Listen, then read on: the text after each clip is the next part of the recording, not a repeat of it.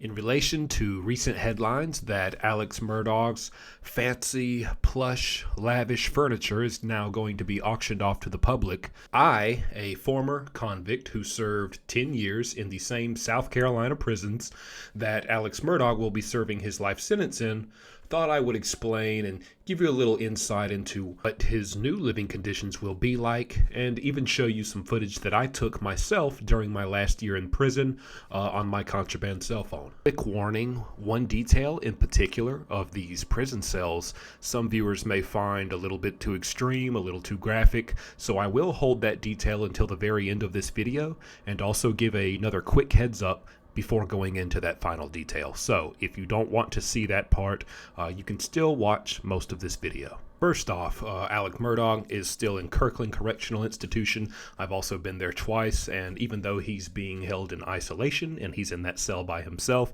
the cell itself is still the same as the others. Him being in there by himself, there's still going to at least be 2 beds in bunk bed style, sometimes 3. But he'll be the only one in there. So usually, in that case, you're going to use the other bunks as extra storage, as you can see here.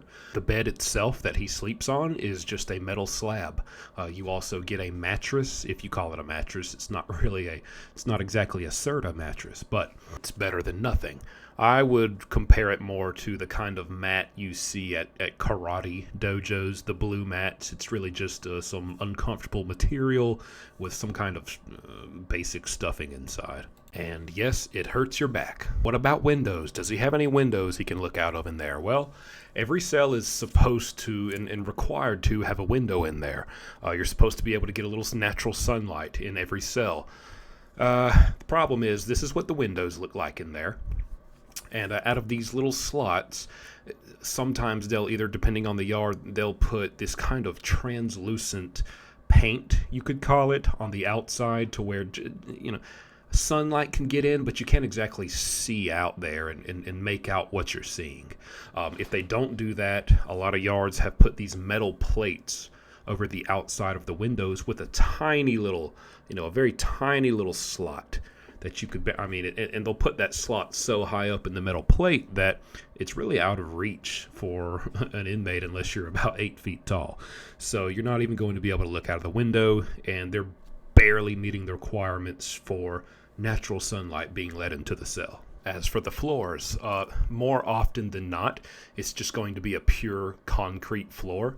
Most of them, they'll have these deep grooves and, who knows how many years old, just carvings and marks all over the floor from previous inmates who really scrape and grind pieces of metal against this concrete floor to fashion their prison shanks and their knives and weapons. Out some yards, a little less often, instead of concrete floors, they will have these tile floors, these white tile floors. I don't like those because the one time I was in a cell with a tile floor, you can see here, you have this problem with toilets, which I'll get to the toilets next, but when they start overflowing or there's a problem from beneath the toilet, it just seeps up through these tiles and just constant toilet water all around the toilet. And especially if you're trying to use it at night, you're often going to slip or almost roll your ankle or something on these puddles of water that just come up through these tiles. Now that combined with the actual toilets, which the toilets themselves aren't bad. Sometimes they're stainless steel. Other yards, they're white porcelain toilets. It's not that the toilets are bad. It's just the response time of the maintenance, the repairmen for these toilets is awful. So inevitably, when you do have a problem with these toilets or something is overflowing or there's leakage at the bottom and that's causing water to come up from underneath it, it's not uncommon for it to be up to a week before somebody gets down there to fix it.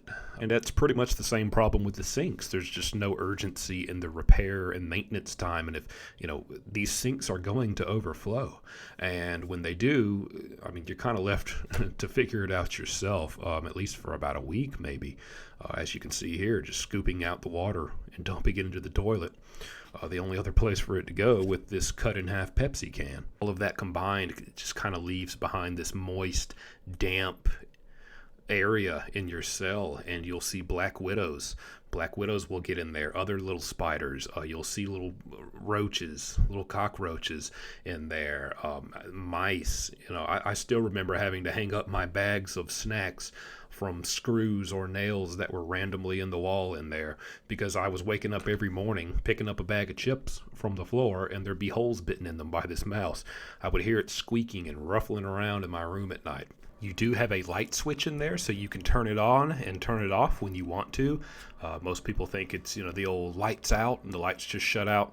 No, I think that's more often in county jails, but in these South Carolina prisons, every cell I've been to, every yard I've been on, you do have a light switch. As for using the bathroom, if you have another cellmate, what do they do there? Well, they don't just sit and watch you while you're doing your business. Usually they'll rip off a small piece of bed sheet, about long enough to reach from one wall to the other, kind of twist it up, braid it up, and you have a makeshift clothesline. Not only do they hang their clothes on it when you wash your own clothes in the sink, you'll also take your own bed sheet when you need to use the bathroom, and you'll kind of throw it over there to have this sheet blocking you, so your roommate doesn't have to watch you use the bathroom. So that's how they do that. I guess it won't be a problem for Alex Murdaugh since he's going to be in there alone, at least for the next 6 months. But that's the basics. There is one more thing I want to go into detail on. So at this time, if you don't want to hear what I was mentioning in the beginning of this video, that you may find a little bit too extreme, a little graphic, don't watch this part. This is probably the worst and most disgusting part of any South Carolina prison cell, and this is every cell I've ever been in, every cell that I've went to that was someone else's and I just went in there to visit or say hey and hang out. I mean, every cell I've been in across South Carolina has this same thing.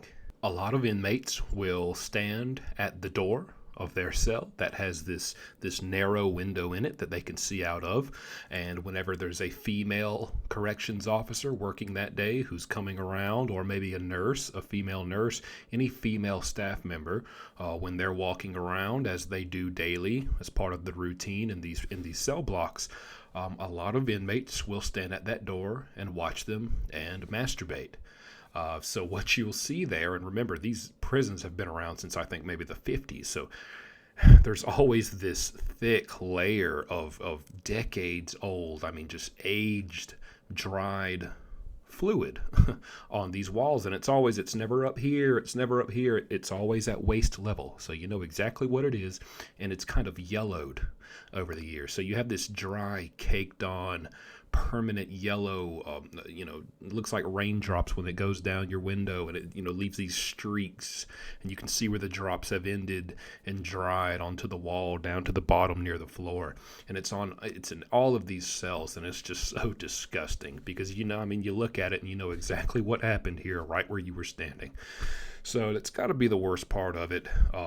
Really interesting to think about, how is Alex Murdaugh adjusting to that and everything else that comes in these prison cells. That being said, hope you enjoyed the video. Hope this gave you some information and insight into his new living arrangements. Let me know what you think and make sure you subscribe, because I will be back soon with another video.